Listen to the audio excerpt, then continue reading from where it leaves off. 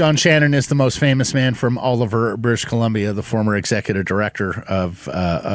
producer of Hockey Night in Canada, and of course, his new program, 100% Hockey with Darren Millard, Monday, Wednesdays, Fridays. He joins us now. How are you? I'm well, boys. How are you? Yeah, very Good. well. John, how should Canucks fans feel about this season? Well, I voted.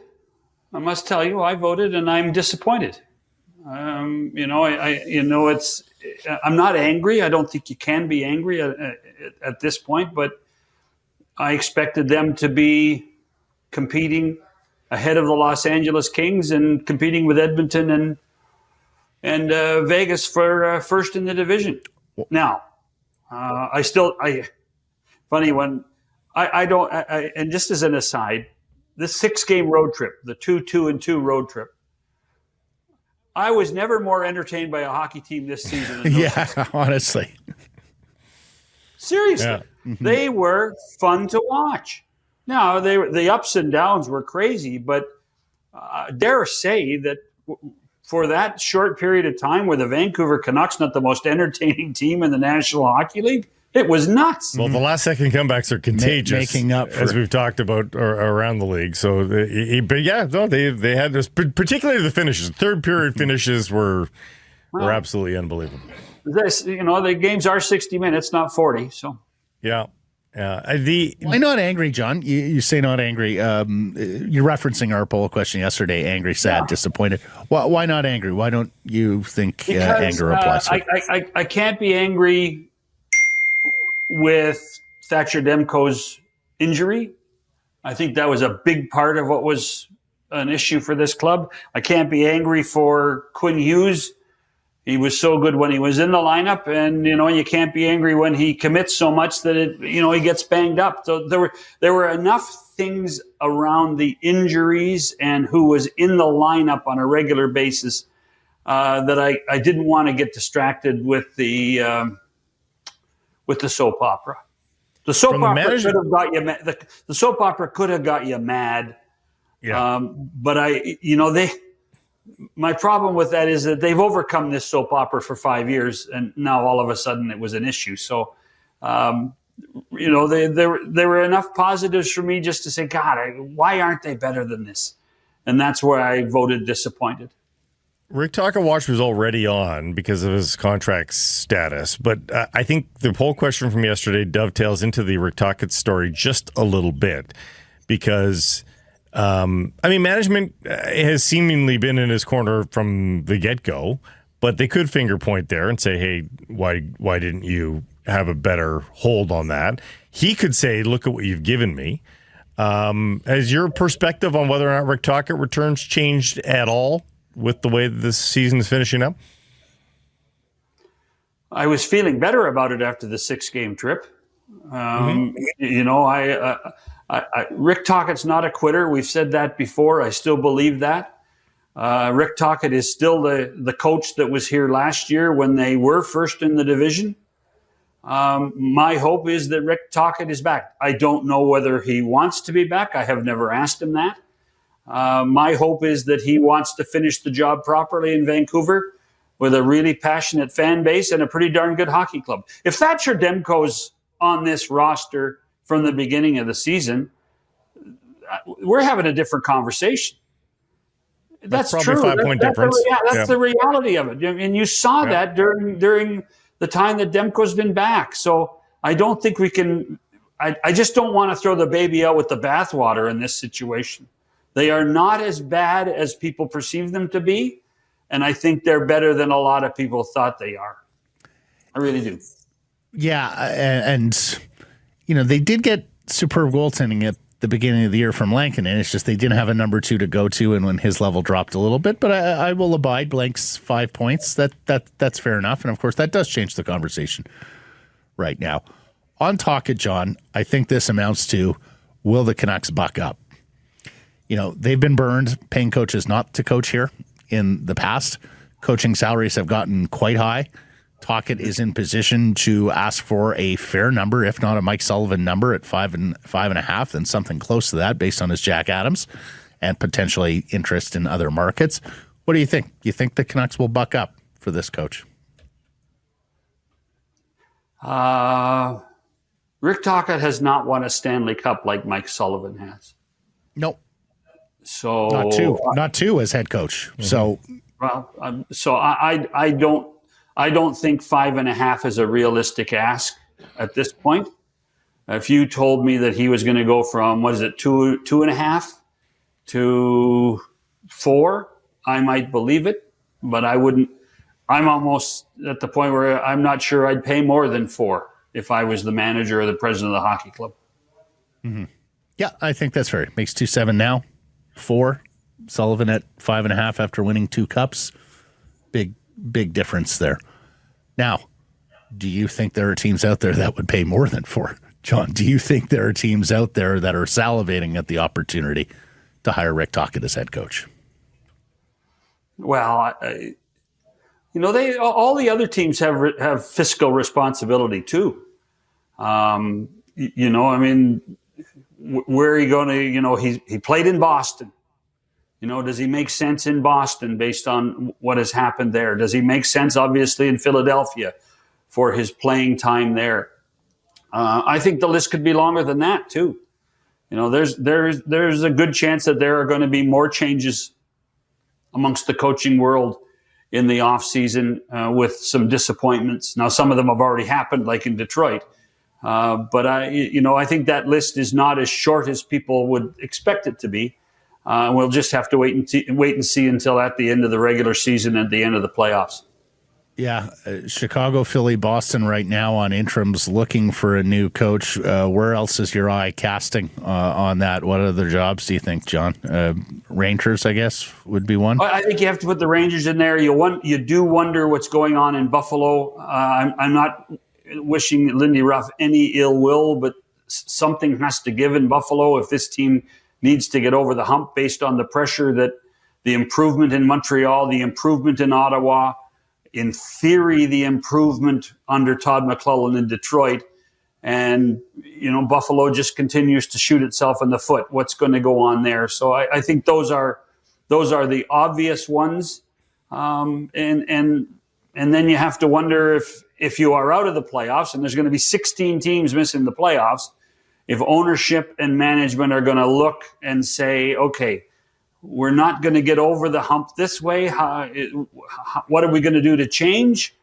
And the most obvious place to do that is the coach. So you take a look at those 16 teams when the dust settles on the 17th of April, and then we'll have another discussion. I think I'm probably a year premature on this, but given what Manny Malhotra has done at the AHL level this season, is he a shooting star in the ranks? As it feels like the league is turning over, tilling the soil on coaching candidates a little bit and finding some new ones here of late. Well, you know what? Copycat league, Blake. And it's so bad that the phrase copycat league has now become a copycat thing. So it's really bad. But if you look at what Spencer Carberry's done and his pedigree, where he came out of, you look at Ryan Warsofsky, who has been given the job in San Jose, young coaches, both of them are under 40. So you have to wonder where David Carl fits into that at the University of Denver. Manny, listen, I have the utmost respect for Manny on so many levels. Who was able to even resurrect his playing career at one point after we thought he was going to be a bust. And he's done nothing but make people around him better as a coach.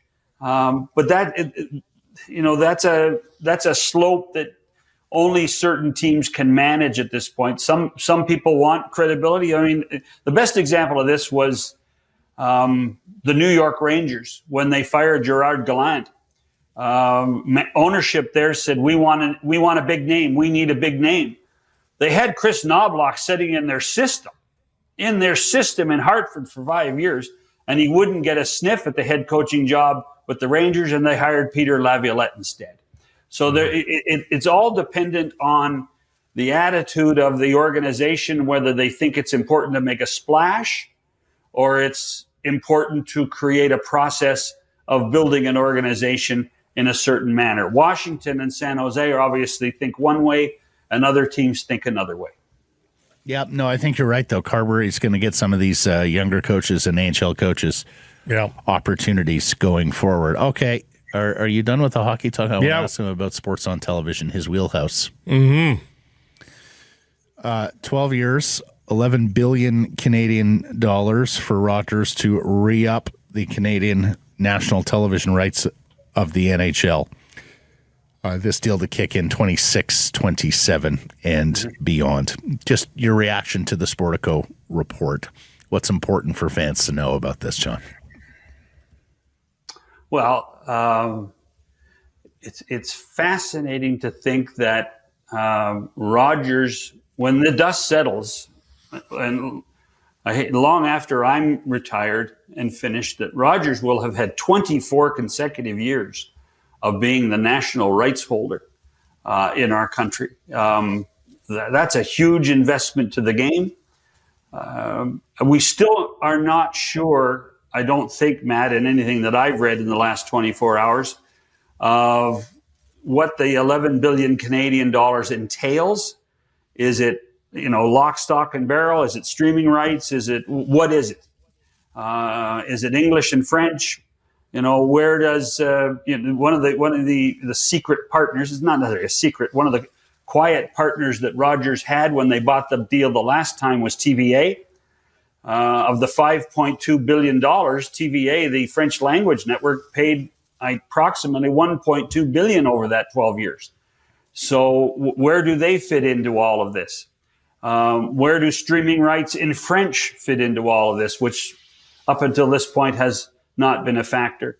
So I think there's still a ton of questions. The board is being briefed on it today at some point on a conference call with Gary and Bill to give them the brass tacks of what the deal entails before they vote on it. But and you can walk into a room in this day and age of cord cutters and cable not being a big factor and say, boys, we're doubling your rights fee. We're giving you twice as much in 26, 27 than we gave you next year. You're going to look like a pretty good hero to your business partners. And we've asked you this question before, but we'll ask it to you again to see if your answer has changed. And I don't remember what you said to it the first time around, but we've always compared this to the NFL rights in the United States, which I think is a fair comparison. What the NFL is in America is equivalent to what the NHL is here in Canada. And that is the NFL gets paid by everybody. They've given rights to everybody. Billions from you, billions from you, billions from you. Is the number just so big that the NHL has no want to go down that road? Now, they've sold off the one night to Amazon. That's the first time they've sort of branched off. But why wouldn't they just take... They didn't sell it off. Rogers sold that. Rogers did, yeah. But they're effectively getting money now from more than one source. But why wouldn't they want to get paid by everybody? Perhaps the other person didn't want to bid. And that's totally possible. Yeah, absolutely. And given their spending of late... Is that what you're hearing, John? Given their spending of late, that would not surprise me. That Bell didn't want to bid here, or at least not for the whole kit. And they can't bid right now. It's an exclusive window, but you don't think they would have? I was told last week that Bell was not going to bid. Or if they did bid, they were out. So, it left both Rogers and Amazon.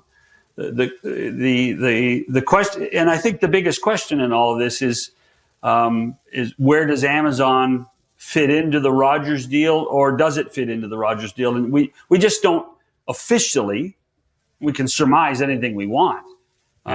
We just don't know that at this point. So, if you put all this money together and you say, well, how is Rogers going to capitalize on it more? Does that mean they're selling off more games to Amazon? Does that mean they're selling off playoff games to Amazon? Because the reality of television in our country, almost like the teams, guys, is you do your best to break even in the regular season, and then you make money in the playoffs.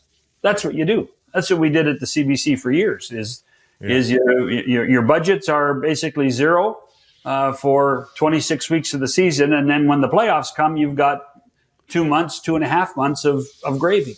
And that's really, so you have to wonder, where does Amazon fit in for more regular season games, if possible, And where does it fit in the playoff picture? At all, yeah. Yeah, well, our buddy Jonas Siegel of the YYZ Sports Media blog and podcast, the economics of this Rogers deal make no sense in the current media world. There's no way they can recoup their costs unless they are reselling significant portions. And I trust the people at Rogers that they would not have negotiated this deal without having good partners. I'm sure they're paying twice what they paid on the old deal, John, and people said they were taking a bath on the old deal, which brought us to. So here's the thing, though, and I know we've had in the 10 years of the deal so far, we've had two Canadian teams go to the Stanley Cup final.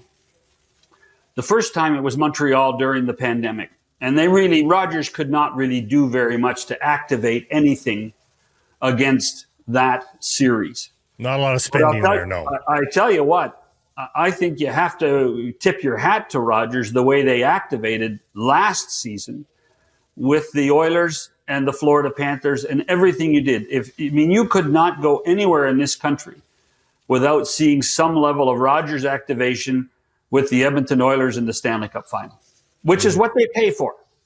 That's one of the things they pay for.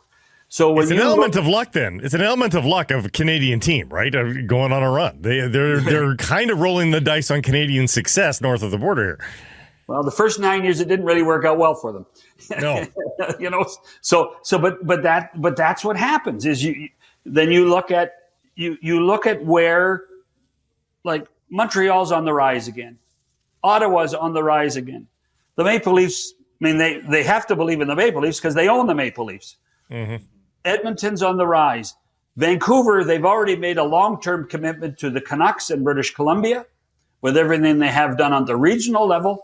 So all of a sudden they're going to say, holy smokes, we're in a really good spot. And we can, and then throw on top of that the Four Nations face-off. And so all of a sudden hockey is gravy to Rogers. And there's an emotional buy, there's a financial success, and the rights came up at the right time for the league. And I suspect Rogers, with the focus they now have on sports, and we've read stories, Tony Staffieri, the CEO of the company, talking about that live sports is now the last big domain of live television in our country. So you don't need your PVR, but you need live sports. At least that's what Rogers believes, and I don't know how you can doubt it. They seem to be doing okay with their baseball team, with the amount of airtime it gets, and they in the last year or two they have done very well on their NHL deal. Yeah. What would you do a deal like this? Do you just run it back, John, or do you refresh it all? And what would be your 2 cents in terms of refreshing? I don't know. That's a good question. I truly believe that people at Rogers think they're doing a good job, and you have to respect that. They have invested a ton of money in technology and people, and you have to respect that. The good news, Matt, is that they now have 18 months to look and analyze what they've done and look and analyze what they need to do and gauge the reaction of the marketplace on what they stand for. And so Rogers is a progressive company that way. I'm sure they're doing market surveys as we speak. What's right about our hockey coverage? What's wrong with our hockey coverage? How do we need to change it and go from there? They've already changed the sets a ton, so I don't know that you need to mark that in 18 months with another change, but maybe they will. Who knows? 18 months is a long time in our businesses. I don't have to tell you guys. So, but I would think that they will work closely with the league and saying, okay, how are we going to refresh this? Particularly, I think because, and I saw your notes on social media, Matt, that Amazon's done a pretty good job. Mm-hmm. They have, and so Amazon, things always work better when there's some level of competition. Totally. And so you can only hope that, and again, we haven't seen the contract. We don't know what the deal looks like. that you can only hope that the competition remains, and that Amazon and Rogers compete with each other, and the only people that will benefit from that is, other than the teams with the money, are the hockey fans in our country. And explain this one again, John, because it's coming up today. It came up last Monday when the Canucks played Jersey on Amazon. The picture quality and the vividness of the picture quality that Amazon is able to get. Is there any way Rogers can duplicate that in a cable other environment? than going multiple 4K channels so that everybody gets a 4K game? Yeah, but then I have to buy a 4K TV and a 4K box. So it's the difference between, putting on a Rogers Sportsnet game, you put it through filters, you put it through different layers of technology. When you put it on Amazon, you are 100% on the internet. Yeah. So it's native 4K, and the picture is that much more crisp. When you put it through your cable company, from the remote to master control to the cable company, distribute it, you compress the video, because they want to be able to put not just 5 channels into your house, they want to put 500 channels. So that's called video compression. I'm not the technical wizard, but video compression gives us the opportunity to put more signals down the same piece of wire or fiber, but it compromises some level of the integrity of the picture, which is not compromised when you are 4K on the web. Have you heard the criticism? Much better than most. Have you heard the criticism of their streaming on their app? Because anecdotally, I've already seen the feedback today as we've talked about this, and I can say personally, I've had a ton of issues with it, and that's one way where they could match the quality there of the video that Amazon is doing by putting that on the app so that people access the games via the app rather than necessarily their cable package. Yeah. I would not be surprised to see that, the NHL, like, they're not a passive partner. Yeah. The NHL will sit there and say, okay, are you hearing what we're hearing from our customers? Yeah. And can you improve that? Can you help improve it? I have the Rogers app. I have the Rogers app for all the game coverage. And I've never had a problem with it. Okay. But I also have Bell's Center Ice at my house too. I have both of them, and both work fine. The only thing I would like to see in Canada, I know Rogers customers gets it, I don't get it, is the decision of which broadcast I want to watch. I know a lot of it used to happen in the old Center Ice when the league controlled Center Ice, but I'd like the opportunity to be able to choose if I'm watching, for the sake of argument, a Columbus a Pittsburgh game, if I want to watch the Pittsburgh broadcast or I want to watch the Columbus broadcast. Mm-hmm. Yeah. Good feature. It's on Sportsnet Plus. You often do get the. I don't know if it's 100% of the time, but I was going to say, didn't you tell me a few weeks ago that you watched the other feed? Yeah, I don't know if it's for every game, but you do get that. It's not for every game. I think that's the challenge. Yeah. All right. John, marvelous stuff. You made us smarter, especially on the television side, where you are the world's foremost expert, on top of being the most famous man from Oliver, British Columbia. So thank you. Is the course open yet? That's what I want to know. Is the golf course open? It is open. We've all played. Is Fairview, though? Is Fairview open? I think he's talking about back home. I think Fairview is open. Oh, wow. I think Fairview is open. Yeah, I do. Okay. I've had friends go and play already, so yeah. Well. Yeah. The important part is we're playing in Ontario. You're not playing we're playing in British Columbia. You're not playing in Ontario. That's the most important thing. Yes. Thank you very much for that. As you know, I have decided whether to put my snowblower away or not yet. So there's one more storm coming, baby. There's one more storm coming. Well, there always is. Oh, there always is. April 10th. You're through it. April 10th. March goes out like a lamb or a lion, and yet still there's one more. Yeah. Thanks, John. Cheers.